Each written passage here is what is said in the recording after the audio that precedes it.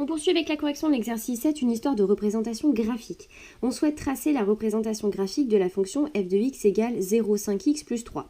Alors, pour tracer la représentation graphique d'une fonction, la méthode consiste à choisir plusieurs valeurs de x et à calculer les images de chacune des valeurs de x que tu auras choisies. On obtient donc un tableau de valeurs et ensuite, on va placer les points de coordonnées x, f de x. Et ensuite, on relie les points convenablement. Alors, première question, on va compléter le tableau de valeurs de f qui suit. Donc, tu vas pour moins 0,5. Donc, j'ai déjà donné l'image de moins 0,5, c'est 0,5. Je te rappelle, on va le faire avec moins 3. Pour calculer l'image de moins 3, il suffit tout simplement de remplacer x par moins 3 dans l'expression algébrique de ta fonction. F de moins 3, ça vaut donc 0,5 fois moins 3 qui fait moins 1,5. Et moins 1,5 plus 3, ça fait 1,5. Ensuite, on calcule f de moins 1. Donc, on remplace x par moins 1 dans l'expression algébrique. 0,5 fois moins 1, ça fait moins 0,5. Et moins 0,5 plus 3, ça fait 2,5. Ensuite, l'image de 0, c'est très rapide. Ceci, ça fait 0. Plus 3, 3. Hop. Alors, tu peux continuer de calculer à chaque fois donc, les images de x. Et pour te vérifier ou même pour aller plus vite, en fait, il y a un mode dans la calculatrice qui permet d'obtenir exactement ce tableau de valeurs. Alors, je te montre sur TI. Sur TI, tu as une touche directement ici où il y a marqué f de x. Donc, tu appuies. Et ici, donc, la calculatrice attend que tu entres l'expression algébrique de la fonction. Donc, l'expression algébrique ici, notre fonction f, c'est 0,5x, c'est la touche que tu as juste ici, plus 3. Ok. Ensuite, elle te demande la valeur du début. Donc, tu vois, nous, notre tableau de valeurs, il commence pour x égale moins 5. Donc, on va entrer moins 5. Le pas 1, le pas, c'est l'écart entre les différentes valeurs de x qu'on prend. Donc, nous, on va prendre à chaque fois un d'écart entre chacun des x. Auto, calque, entrée. Et là, tu as le tableau de valeurs qui apparaît. Donc, tu peux vérifier tes calculs et tu vois, l'image de 2 par la fonction f, eh bien, c'est 4. L'image de 4 par la fonction f, c'est 5. Et l'image de 6 par la fonction f, c'est 6. Alors, sur Casio, ça donne quoi? Sur Casio, il faut que tu changes de mode. Donc, mode. Et puis, tu as un mode qui s'appelle directement table. Donc, ici, moi, je sélectionne 4 pour aller dans ce mode-là. Donc, comme sur TI, f de x égale, on a dit 0,5 x plus 3, on entre l'expression algébrique de la fonction entrée, start, la première valeur de notre tableau c'est moins 5, hop, end, notre tableau de valeurs il s'arrête pour x égale 6, hop, avec un pas de 1, et hop, il apparaît également.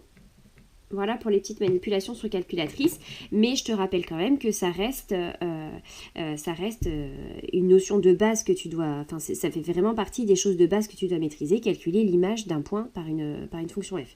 C'est vraiment la base. Donc on va dire que la calculatrice te sert juste à vérifier tes résultats. Ensuite, question 2. On va donc placer les points de la courbe CF associés aux valeurs du tableau. Donc j'ai déjà placé moi le premier point. Donc ta représentation graphique de la fonction f, elle va passer par les points de coordonnées moins 3, 1,5. Donc moins 3, 1,5, c'est ici. Moins 1, 2,5, c'est ici. 0, 3, 0, 3, c'est ici. 2, 4, 2, 4. Ensuite, le point de coordonnées 4, 5. Et puis le point de coordonnées 6, 6. Voilà. Alors, question 3, quelle est la particularité de ces points? Eh bien, on peut voir que ces points, ils sont alignés. Donc, tout simplement, on écrit les points sont alignés. Ok. Question 4, relier les points en noir pour faire apparaître la courbe représentative de la fonction f. Bon, comme ces points-là sont alignés, on a juste à tracer la droite qui passe par tous les points qu'on a placés. Voilà. Et on obtient la courbe représentative de notre fonction f. Alors, tu verras dans un prochain chapitre que la fonction f, c'est ce qu'on appelle une fonction affine. Et sa représentation graphique, c'est une droite. Alors, question 5. De la même façon, construire en vert la représentation graphique de la fonction g définie par g de x égale 0,5x carré moins 0,5x moins 3. Alors, ici, il faut absolument faire attention. Lorsque dans ton expression algébrique de la fonction, il y a un terme en x carré, il faut être très vigilant quand on va calculer l'image d'un nombre négatif. Alors, pourquoi? Tu vois, je t'ai détaillé le calcul. Pour calculer g de moins 5, on remplace x par moins 5. Ce qui nous donne 0,5 fois moins 5 au carré. Et là, il est indispensable que tu mettes des parenthèses autour de ton moins 5 avant de l'élever au carré. Ce qui signifie bien que c'est le nombre moins 5 qui est élevé au carré et donc on multiplie moins 5 par moins 5. Alors que si tu écris seulement moins 5 au carré comme ceci sans les parenthèses, eh bien ça c'est égal à moins 5 fois 5, c'est-à-dire moins 25.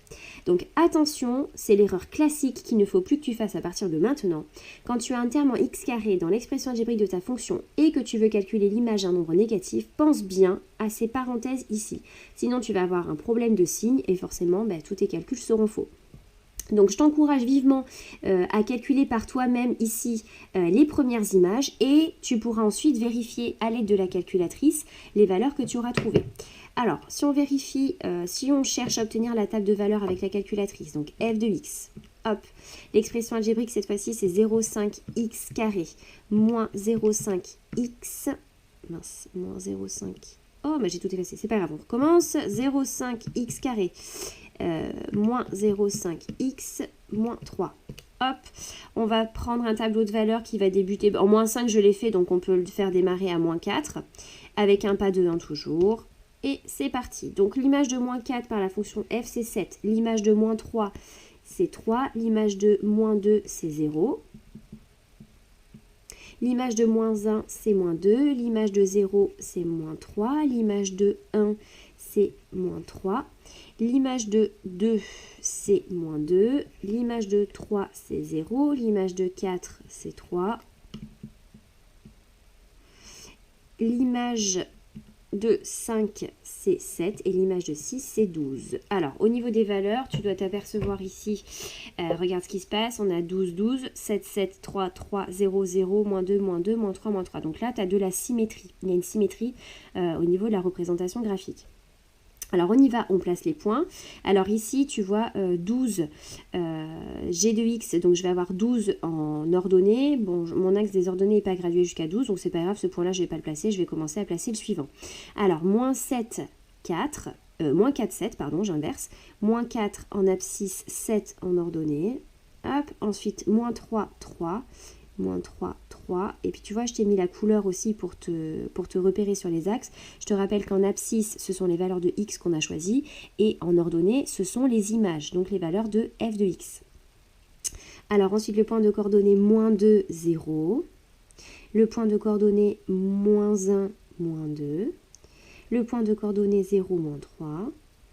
Ensuite, le point de coordonnées 1, moins 3. Le point de coordonnées 2, moins 2, le point de coordonnées 3, 0, le point de coordonnées 4, 3, et je vais placer le point de coordonnées 5, 7. Voilà. Donc ici, on constate que nos points ils ne sont pas alignés comme pour la représentation graphique précédente. On obtient ce qu'on appelle une parabole. La fonction g, c'est ce qu'on appelle une fonction du second degré. Tu étudieras ce type de fonction l'année prochaine. Alors maintenant, on va relier les points. Bon, je vais tourner la feuille pour être plus à l'aise. Allez, c'est parti. Hop, on essaie de faire ça pas trop mal. Hop, là je descends un tout petit peu plus bas pour le sommet de ma parabole. Voilà.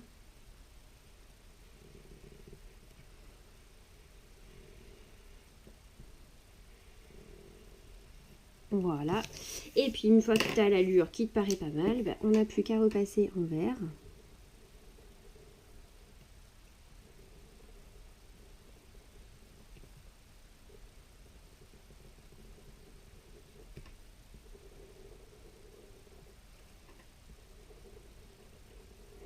Voilà, et ça c'est la courbe représentative de la fonction g. Et c'est terminé pour cet exercice.